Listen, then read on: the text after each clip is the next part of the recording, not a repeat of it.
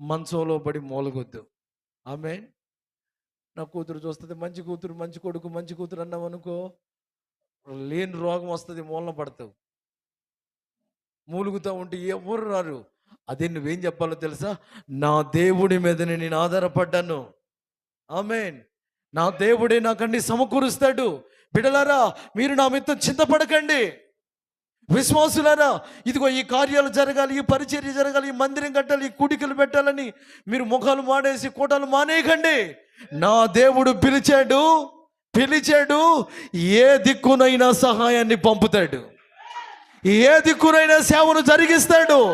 మీరేం వాడిపోవద్దు, మాడిపోవద్దు, రాకుండా జారిపోవద్దు. మీరు కూటల్లో పాల్గొనండి. ఆమేన్. పరిచర్యలో పాల్గొనండి, ఈ కార్యాల్లో ముందుండండి. దేవుడే తన సహాయాన్ని పంపుతాడు అని విశ్వాసంతో చెప్పారనుకో, ఈ